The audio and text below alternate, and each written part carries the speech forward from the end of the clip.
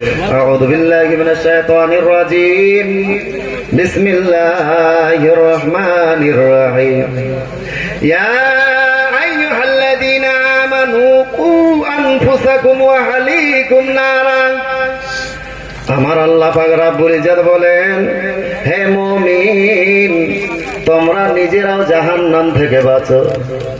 হে ঈমানদারেরা, তোমরা নিজেরা জাহান্নাম থেকে বাঁচো এবং তোমাদের পরিবার পরিজনকে জাহান্নামের আগুন থেকে বাঁচাও। জোরে বলুন ভাইয়েরা আমার, আমার আল্লাহ পাক রব্বুল ইজ্জত বলেন, তোমরা নিজেরাও জাহান্নাম থেকে বাঁচো, তারপরে নিজেরাও আপনার পরিবার পরিজনকেও জাহান্নাম থেকে বাঁচাও।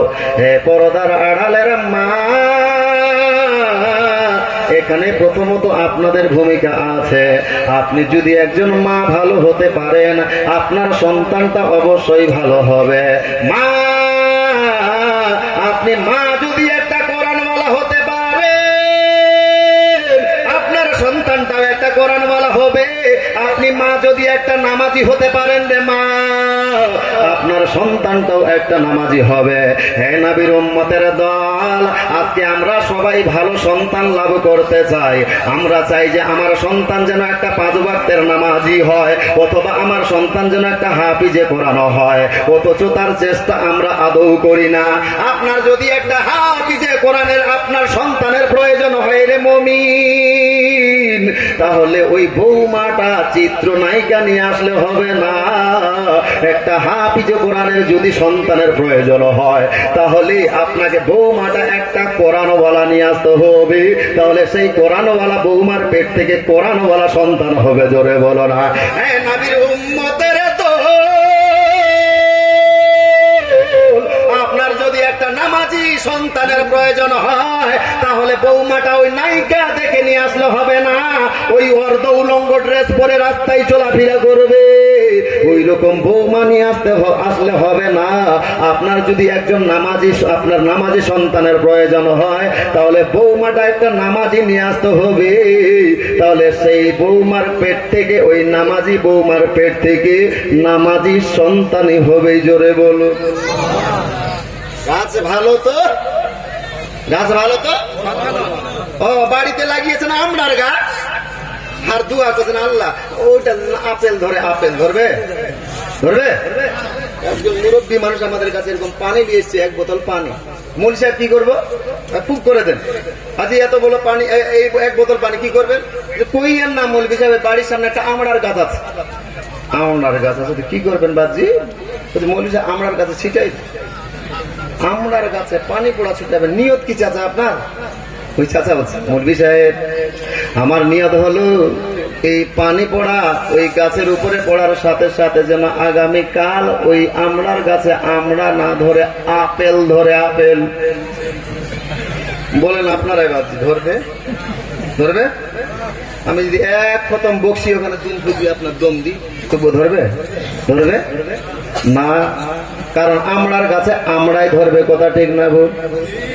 তেঁতুলের গাছে তেঁতুল, আপেলের গাছে আপেল। হে নবীর উম্মতের দল, সন্তান যদি ভালো লাভ করতে চান, তাহলে প্রথমত আপনাকে সন্তানের মাটা ভালো নিয়ে আসতে হবে। তাহলে সেই ভালো গাছে ভালোই ফল ধরবে। জোরে একটা ভালো মা আনতে গেলে প্রথম ভূমিকা, প্রথম তার স্টেপ, প্রথম যে তার রাস্তা, সেটা হলো এইভাবে গ্রামে মাদ্রাসা। জোরে বলো। একটা মাদ্রাসায় পড়নেওয়ালা ছাত্রী, আমার দেখা মেয়েটা ক্লাস 9-এ পড়ছে, কোন ছাত্রী আপনার 10-এ পড়ছে, ক্লাস 5, ক্লাস 6 এর ছাত্রী স্কুলে যাচ্ছে, কোনদিন মাথায় ওড়না দিয়ে যায় না।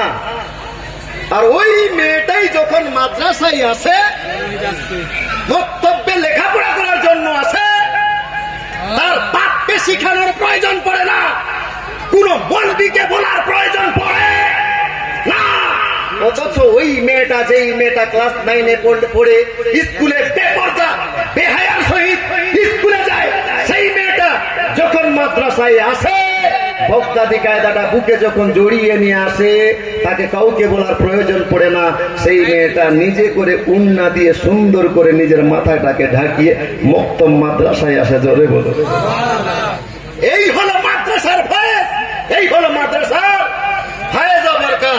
ভাইয়েরা আমার, যেই জায়গায় কোরআন পড়া হয়, যেই জায়গায় হাদিস পড়া হয়, সেই জায়গার ফায়েজ যদি এই ভারতবর্ষ থেকে আমাদের মাদ্রাসাগুলো বন্ধ হয়ে যায় না, আপনি জানাজা পড়ানোর ইমাম খুঁজে পাবেন না? ছোট্ট ছোট্ট বাচ্চারা যারা পড়ছে, এরা হয়তো আজকে ছাত্র, কিন্তু আজ থেকে 10 বছর পর এরাই হবে আপনার জানাজার ইমাম। জোরে বলুন, এক একটা জানাজার ইমাম তৈরি হবে ইমাম।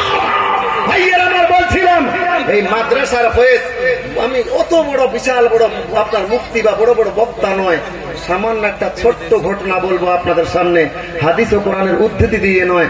যখন আমাদের ভারত আর বাংলাদেশ বিভাজন হলো, ভাগ করা হলো, ওই টাইমে ভারত আর এবং বাংলাদেশের যখন আপনার বাউন্ডারি করা হয়, ওই সময় বাউন্ডারি করার সময় যারা কন্ট্রাক্ট নিয়েছিল ওই আপনার কাজটা, তোরা কি বলে ঠিকাদার বলি আমরা, ঠিকাদার। ওই ঠিকাদারের এক বর্ণনা যে আমার যখন ওই কাজে যখন আপনার সীমানা যখন করার জন্য আপনার খোদন করার জন্য রাস্তা খুঁজতে হলো, ওই টাইমে আপনার ওই খুঁটি গাড়ার জন্য অথবা আপনার পিলার লাগানোর জন্য যখন গর্ত খোদন করা হচ্ছিল, তো হঠাৎ করে সেই গর্তের পাশে একটা কবর দেখতে পাওয়া যায়। কবরটা যেমনি ভাবে দেখতে পাওয়া, তো ওই কবর থেকে একটা ইট সরিয়ে গিয়েছে। তো যেমনি ভাবে ইটটা সরে গিয়েছে, তো সেখান থেকে একটা নূরের ঝলক বেরিয়ে আসছে। জোরে বলুন। সেই ঠিকাদারের মনের মধ্যে প্রশ্ন হলো যে এই কবরের ভিতর থেকে নূরের একটি আলা বাড়ি হয়ে আসছে, কিসের কারণে দেখি তো। তো ওই ঠিকাদার একটা ইটকে আর সরিয়ে দিয়ে এইভাবে দেখছে, লক্ষ্য করে গর্তের মধ্যে। ভাবছি গাজাখড়ি গল্প শোনাচ্ছি না আপনাদেরকে। পাকিস্তানের একজন বিখ্যাত বক্তা, যাকে আমি আইডিয়াল বাণী চলি, যার নাম হলো পীর শাকিব মুস্তফা অবি, তিনাদের জবান দ্বারা এই সমস্ত আলোচনা শোনা।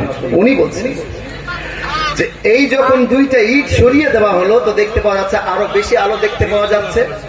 এইবারে সেই ঠিকাদার ওই আপনার ফুটা দিয়ে তাকিয়ে দেখছেন কবরের মধ্যে, তো কবরের মধ্যে যে লাশটি পড়ে আছে না, সেই লাশের কাপড়ের মধ্যে একটা ধুলাবালির চিহ্ন নাই। জোরে বলুন।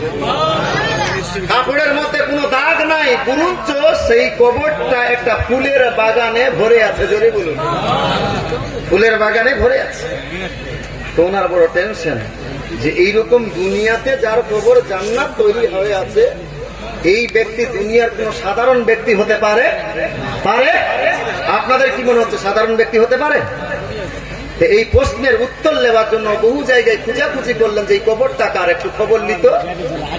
বহু জায়গায় খবর মা ধ্যান দেন, আপনাদেরই আলোচনা করছি, আপনাদের দৃষ্টি আকর্ষণ করছি, একটু ধ্যান দেন, এই আলোচনা শুনবেন, ইনশাআল্লাহ রাইতেই আপনার ইমান তাজা হয়ে যাবে, ইমান তাজা হয়ে যাবে। ধ্যান দেন।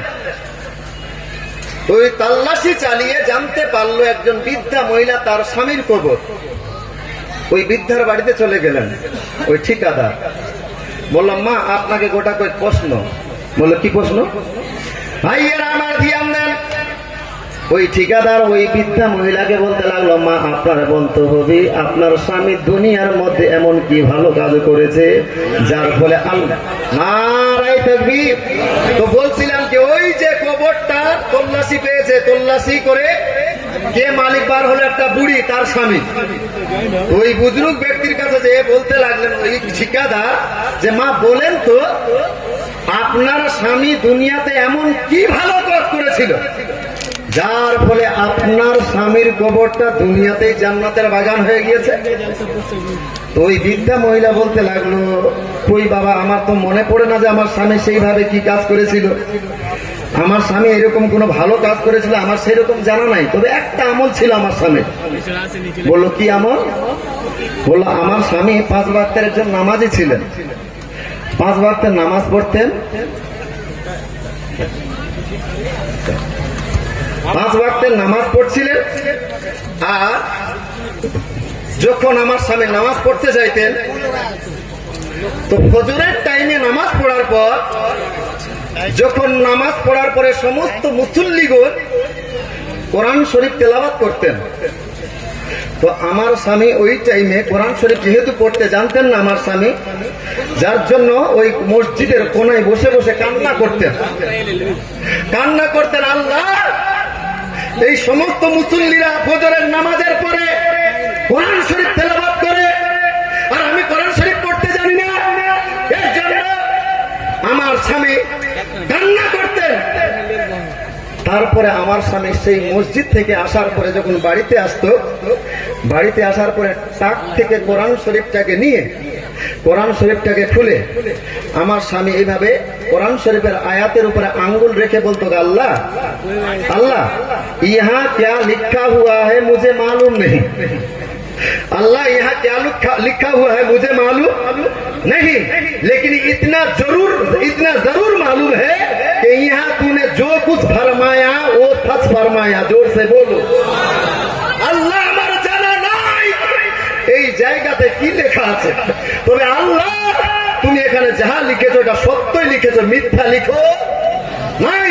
আবার তারপরে লাইনে হাত রেখে বলতো, আল্লাহ আমি এটাও জানি না এখানে কি লেখা আছে, তবে আল্লাহ এখানে যা লিখেছো সেটাও সত্য, এটাও ভুল নয়। আবার তারপরে লাইনে হাত রেখে বলতো, আল্লাহ এখানে কি লেখা আছে এটাও আমি জানি না, তবে এখানে যাহা লিখেছো সেটা সত্য।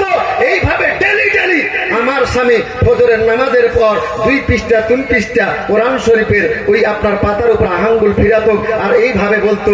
আমার মন বলছে আমার স্বামীর এই আমলটাই হইতো আজকে দুনিয়ার মধ্যে একটা জান্নাতের বাগিচা তার কবর বেনে গিয়েছে। জোরে বলুন। তাহলে কোরআনের ফায়েজ ও বরকত বুঝতে পারলেন, যেই জায়গায় কোরআনের শুধু আঙ্গুলে আপনার কি বলে